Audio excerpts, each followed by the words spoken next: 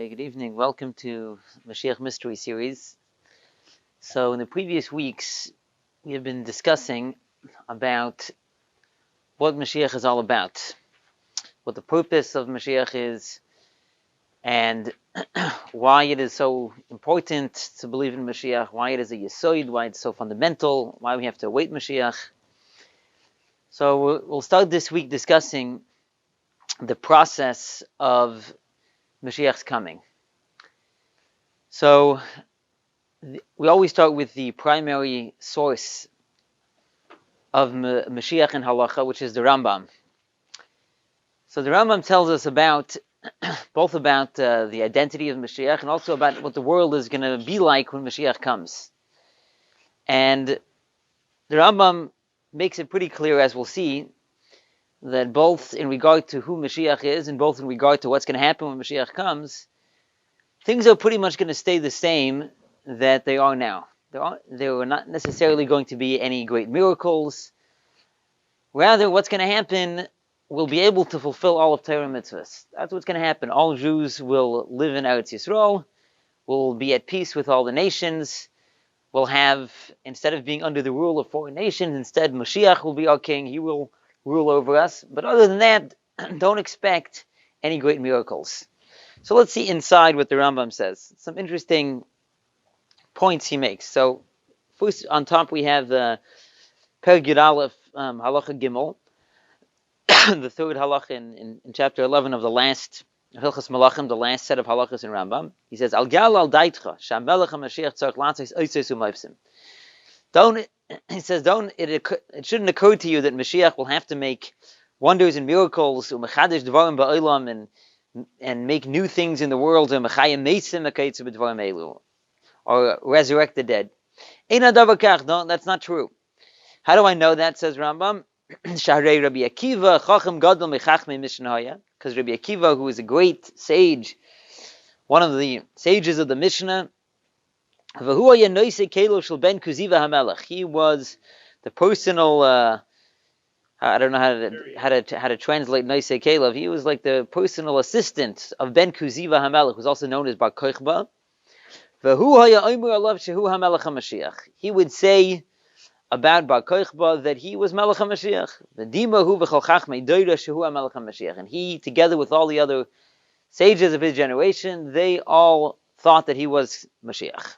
Until he was killed due to his own sins. Then once he was killed, then they knew that he was not Mashiach. But here comes the punchline. The Chachamim didn't ask him Bar Kochba to make any miracles. So what do you see, says Rambam? You see that making miracles is not part of the criteria of Mashiach. Mashiach doesn't have to make miracles.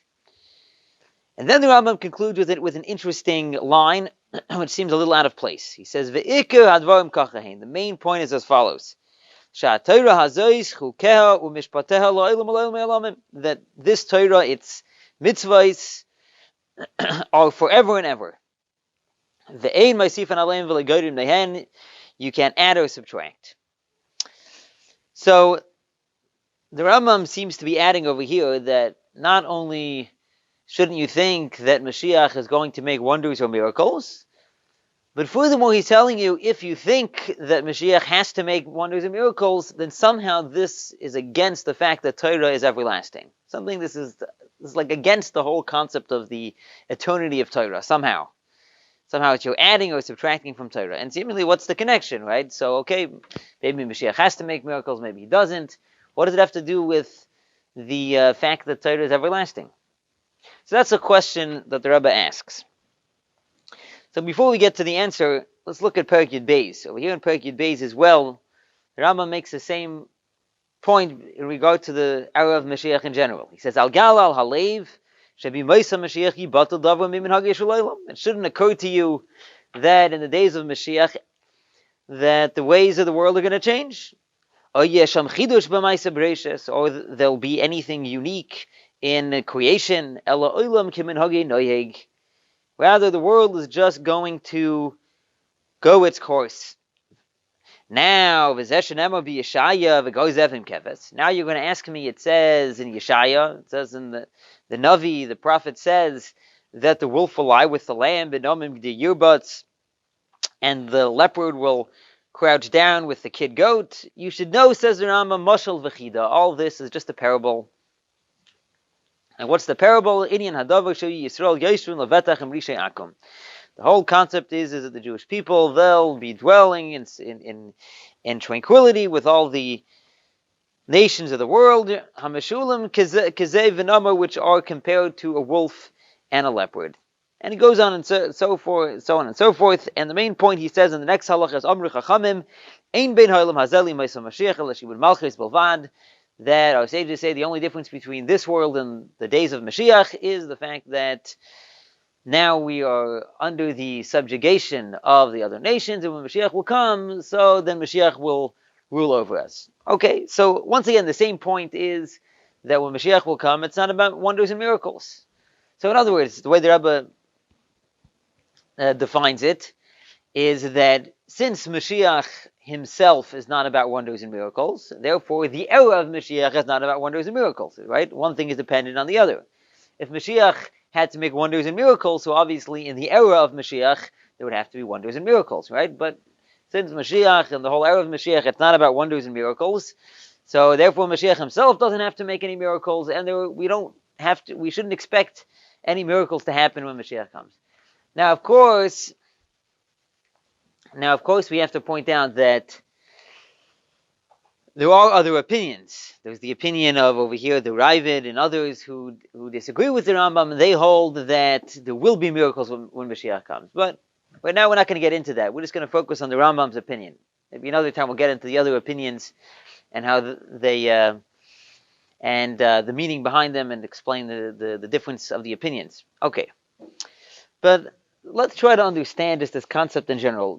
Why is the Rambam? Why is he focusing on this whole idea that Mashiach has to be a natural occurrence, right? And it can't break the laws of nature. Why? What's the problem? What's the big deal? He says he keeps on telling us again, don't think that Mashiach has to make miracles. The Mashiach is not going to be miracles. Nothing's going to change. Why? So we can understand the answer to this is based on what we've been discussing the last couple of weeks. Based on how the Rambam defines what Mashiach is all about.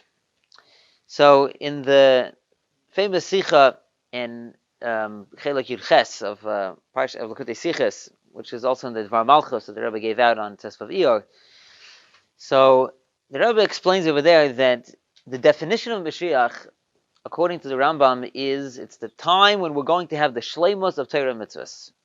It's the time when we're going to have the ultimate perfection of Torah mitzvahs. Since we'll have a king, who's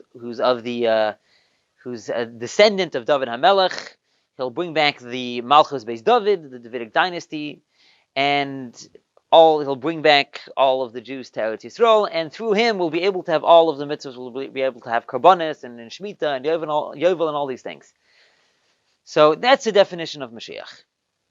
So now the Rebbe takes us a step further. So this is the main point here. This paragraph here. This is part of that Sikha. The Baal Shahanal Gidroi Vinyan Shel Mashiach Shleimus Von Kiyam Hilchos Mitzvahs HaTorah. Now that we've defined what's the whole idea of Mashiach, it's the fulfillment of the halachas, the mitzvahs of Torah, all the commandments of Torah. Is Oibsis Oilal Hadas. So if you'll imagine that Mashiach has to make wonders and miracles or make new things in the world, to change the world, is das bestira zu dem was Torah hazois chukeh mishvatel la'olam. So this is in contradiction to the fact that Torah is everlasting. So the Rebbe is speaking over here in very, very short over here, and like sort of shorthand over here. But I think what the Rebbe means is as follows: that now that we understand that the whole concept of Mashiach is that to bring back the shleimus, to bring back the ultimate perfection of Torah mitzvahs. If you're going to tell me that Mashiach has to make wonders and miracles, what are you telling me? if that's also part of the defining quality of Mashiach, what are you telling me?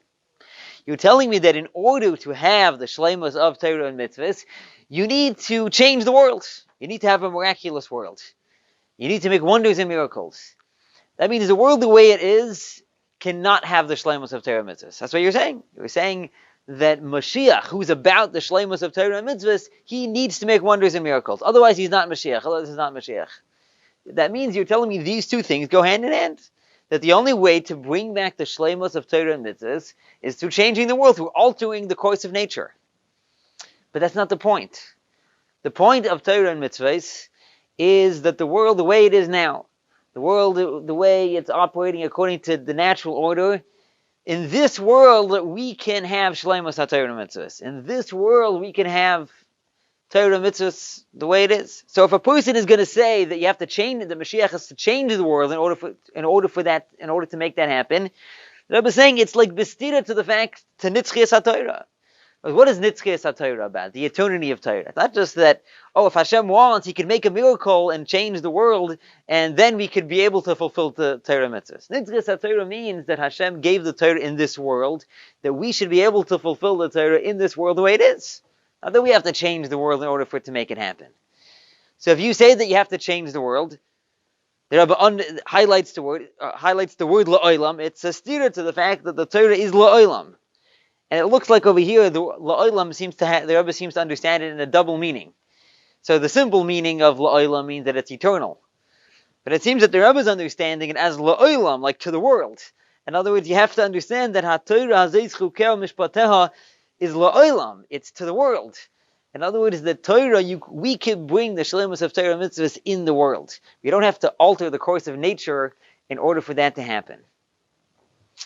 So I think that seems to be the Rebbe's main point. And I think if you turn over the page in the Hadran on the Rambam from Tafshin Memvav in 1986, I think the Rebbe explains this even more. Over there, the Rebbe focuses on Perek Yud Beis.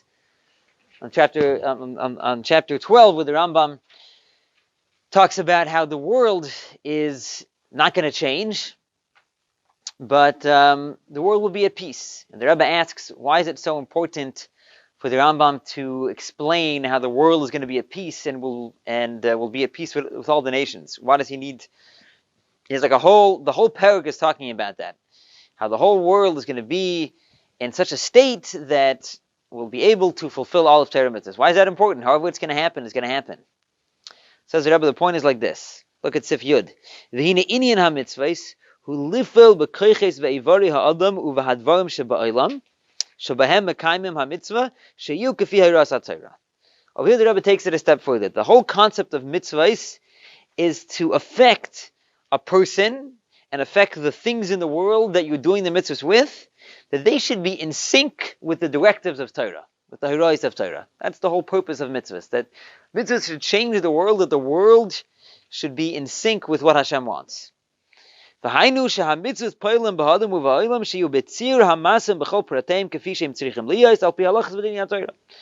whole concept of mitzvahs, that a mitzvah is supposed to affect the person in the world, that they should be in such a state that they are going to fit with the way mitzvah should be fulfilled. When is that going to happen? That's the whole idea of Mashiach, that's when the world is going to be in that state. That's when the world is going to be in this state. Meaning not only won't there be any obstacles to fulfilling Torah mitzvahs, the world itself will be in such a way that it will be filled with the knowledge of Hashem, in order that we'll be able to fulfill the mitzvah of knowing Hashem in the most perfect way. So go to the last paragraph. Now we'll understand why the Rambam is expending so many words in describing how the world's going to be when Mashiach comes. Even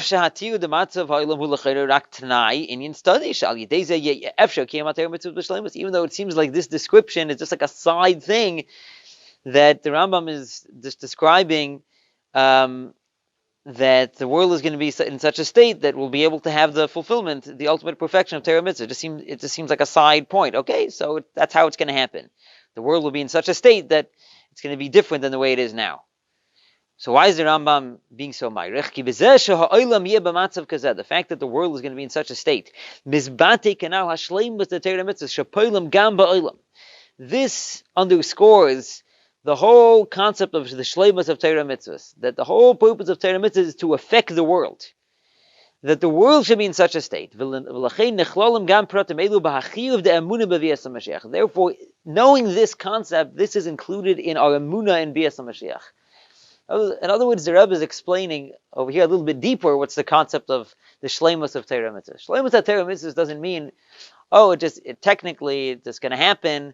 The Mashiach will come, so then now the world will suddenly be in such a state that we'll be able to fulfill all of Torah mitzvahs. It's more than that. The whole concept of Bias HaMashiach, this is the ultimate goal of what Torah mitzvahs are accomplishing. Torah mitzvahs are refining the world, or elevating the world in such a way that eventually the world will come to a state that it will be in sync with what Hashem wants. It will be in sync with Torah and mitzvahs. So now, if you're going to tell me that when Mashiach comes, what's he going to do? He's going to suddenly make wonders and miracles, and suddenly everything's going to change. So basically, what are you telling me? You're saying basically everything, all of our Torah mitzvahs that we did throughout Geula and everything, we didn't really accomplish much. We didn't really accomplish our goal, right? Mashiach needs to come along, and he needs to alter creation and change the world and make miracles, and only then is the world going to be in a state that it's in sync with Torah mitzvahs. That's totally missing the point. The whole point is that through doing Torah mitzvahs, throughout Geula, throughout exile, and throughout all the generations, we are elevating the world slowly but surely until eventually the world is going to come to a state that now it's in sync with Torah mitzvahs. Well, just to point out, I think now we can understand what the Rebbe spoke in Tafshin Nun Aleph in 1991, how the fact that the fall of communism, that was one thing the Rebbe spoke about, the fall of communism, this is one of the major signs that that the world is ready for Mashiach. So, of course, it was a big miracle, right? How it happened and the fact that it happened, and of course, it's amazing that now there is freedom of religion. Why is that the sign? This is the sign. This is now we see the world is ready for Mashiach. What do you see? That's the whole idea. Because what's the whole idea of Mashiach? The whole idea of our avodah in Galus is that we're refining the world, we're elevating the world, that the world should be in sync with Torah mitzvahs. Now, the world is in such a state that there's almost not a single place in the entire world where it's not possible to fulfill Torah mitzvahs.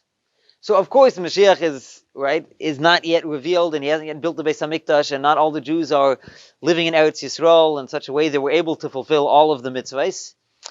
But the very fact that the world, in a very natural way, right? It's like a normal thing, freedom of religion. That's normal. The world, so to say, it changed in a natural way that now the whole world is open to the concept that Jews can fulfill Torah mitzvahs. So what does that mean? 1 + 1 = 2, that the world is now ready for Mashiach. That's what Mashiach is all about. That the world should be in such a state, naturally, that it's ready for the shleimus of Torah mitzvahs. So, that seems to be the Rambam's idea. Now we can understand another thing, right? That in the other Sikha in the Dvar Malchus, in Chelech of Zion, in Bechukaisai, so over there the Rebbe talks about this whole concept that, the Rambam says that there's not going to be any miracles. But at the end of the day, you find many different sources in Chazal where it talks about there's going to be miracles. It talks about what? About the miracles of Yemais Mashiach, right, and all these things. Okay, and a lot of these things you can't explain that they're going to be just like a mashal v'chida. You can't just explain it. It's going to be an analogy, a parable. right? For example, Tchias HaMesim, yeah, there's going to be the resurrection of the dead, right? So it's not an analogy, right? This is one of the Rambam himself says this is one of the Yud Gimel Ekrei Emunah. This is one of the foundations of our faith. And there's other things that it's clear that it's not they are not a mashal. Like it talks about the Ilonei Srak, right? The trees which are not fruit bearing, right? They're going to bear fruit, right? So once again, how's the Rambam going to explain that? So basically, this whole idea the Rebbe explains that the idea is like this. Look at the Sifyud Beis. It goes from left to right. Yeah, it says, "Apikol anal, that when euch verstehen, shitas Rambam bescheiches zu den verschiedenen Psukim und Memori Chazal wegen die Yehudim de la'asid." Now we can understand the Rambam's approach to all the different Psukim and Memori Chazal regarding the nevuos of Mashiach. Die Yehudim and nevuos welche reden wegen Mashiach in Gufa. So any prophecy that anything that our sages or that the Nevi'im say that talks about Mashiach himself was erveton, was ervet ariskumen ba'olam und was es vet ariskumen ba'olam agdebias. Anything that he personally is going to do, or anything that he's going to affect in the world as a result of his coming, learned the Rambam as he's nit kein eating from bittul min hagish halaylam. So the Rambam understands all those things, anything that's directly related to Mashiach. The Rambam says that's not change, that's not altering the course of nature. And that's why he explains that what does the pasuk mean v'gozev im keves?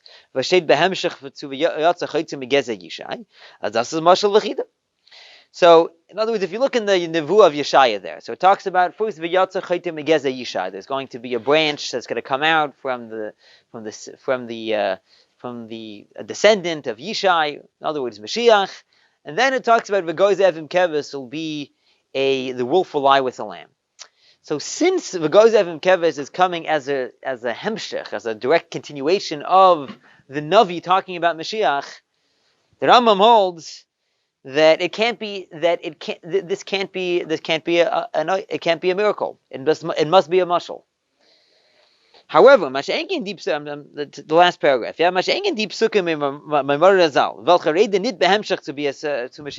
however, those psukim, those verses and those statements of our sages, which are not directly talking about Mashiach and his coming, they're not. It's no vegin the voice v'Yehudim was velen zayin la'aseh lavai. Right, it's talking about different prophecies, other things that are going to happen when Mashiach comes. Like he talks about, there'll be all the wild animals, wild beasts will be removed from the earth. And the fact that the non-fruit bearing trees will bear fruit. Is the Rambam Taka Mefader says he's and it came like the Rambam has no problem explaining that it's going to happen literally. Und das wird sein in der spätere Tkufa Mashiach Gufa, and it's going to happen at some later period. In other words, like this: the problem is not that there can't be miracles. There could be miracles when Mashiach comes. Rambam's not against miracles, right? Miracles have always happened; they'll continue to happen. There'll be even more miracles after Mashiach comes. The point is that they are not tied into Mashiach himself and anything that's going to happen as a result of the fact that Mashiach himself is coming. After Mashiach comes, other things will happen. There'll be Tchias HaMesim, that's a whole other concept, the resurrection of the dead. It doesn't directly relate to Mashiach. Because again, the whole idea that the Rebbe is bringing out over here is Mashiach. You can't say that Mashiach has to make miracles, because Mashiach is about Shleimus HaTorah Mitzvahs. Mashiach is about bringing back Malchus Beis David, and bringing back the Shleimus of Torah Mitzvahs. So therefore, that cannot be connected with miracles, as we discussed. But there could be other miracles that are going to happen. There could be other miracles that are going to happen at some later point. That's not a stira to the fact that the Nitzkes of Torah, it's not a contradiction to Bias Mashiach. So that's the Rambam's approach, the way the Rebbe explains it. That anything, any nevuah, anything that relates directly to Mashiach, so the Rambam explains it as a mashal, as a parable. But anything that doesn't directly relate to Mashiach, so the Rambam says we can explain it as in the literal sense. Moirach v'doyin. What about Mashiach? They said he'll have to smell. That's a miracle, yeah. So the Ravid brings that. The Ravid brings up that question on the Rambam. right? The Rebbe talks about it in the footnotes on the Sikha and Chilach Zayin. I don't remember on top of my head. The Rebbe deals with that, yeah. But it could be the Rambam. He went with the Yerushalmi as opposed to the Bavli, something like that. Okay, now, so here comes an interesting thing. So based on this whole idea that the Rambam's whole approach, that Mashiach has to come in such a way that it's, so to say, it fits in the natural order, that we're elevating the world in a natural way and making that the world in and of itself should be in sync with Torah. So it's understood that obviously this has to happen in a progression, right? It can't be just one day, right? So Mashiach just going to show up and suddenly everything is going to change, right? That also is against the whole, even if, let's say, a miracle, like it's not literally going to happen, right? But the very fact that one day, let's say, Mashiach's going to show up and suddenly, okay, everybody close up shop. Now we're just going to do what the Rambam describes is going to happen when Mashiach comes, that all we're going to do is sit and learn about Hashem, right? So obviously, if you can imagine such a thing happening, that'd be like the biggest miracle, right? Even though it didn't technically alter any laws of creation. So it says the Rebbe, this concept of knowing Hashem also, so to say, had to come in a progressive way. So how did it come in a progressive way? The Rebbe is saying we're ready for Mashiach, right? It's here. So how did it happen? Geula Chassidus. The fact that Chassidus was revealed, and the fact that now there's so many people who are learning about Hashem, Ladasas Hashem. So now this is, so to say, preparing the world for that state of Lo Yetsa Kol Ha'olam Kulei Elo Ladasas Hashem B'lvad, of only knowing Hashem. So that's what the Rebbe says here. This is a footnote in Sicha and Chelak Lamed, volume 30 of Likutei Siches, Yutes Kislev, for the footnote 29. The Rebbe is referring specifically, the Rebbe relates this to what the Rambam says, that before Mashiach will come, there'll be a Navi who will come and prepare the Jewish people for Yemaisa Mashiach. Says the Rebbe, because without this preparation, to change the world in such a drastic way suddenly, this is like changing the natural course of the world. The Rambam holds that the world has to follow the natural course. So the Rebbe relates this in the Sikha. I didn't quote the whole Sikha over here, to learning Chassidus. The Rebbe says that's why we have to learn. That's one of the reasons why we have to learn Chassidus, because besides for the fact that we have to learn Chassidus, because we have to learn Chassidus now, because that's preparing the world for Mashiach. Because again, the whole idea of Mashiach is that not that it's going to come, so to say, as a new thing that's superimposing upon the world, that now we're changing the world in order that it should be in sync with the Torah mitzvahs, or with Torah mitzvahs. Rather, the whole concept of Mashiach is that the world is being elevated, so to say, in a natural way, that the world in and of itself, in a natural way, is ready for Mashiach. And that's why we have to learn Chassidus, and that's why we have to spread Chassidus, in order that we should be ready, that the world should be ready that when Mashiach comes, we're like, okay, this is what we're waiting for, this is what we've been doing, this is what we're preparing for. We should be zoicha that we should be Mashiach should reveal himself immediately and take us out of Golus, and we should have Lo Yesek Kol Ha'olam Kulei Elo Ladasas Hashem B'lvad.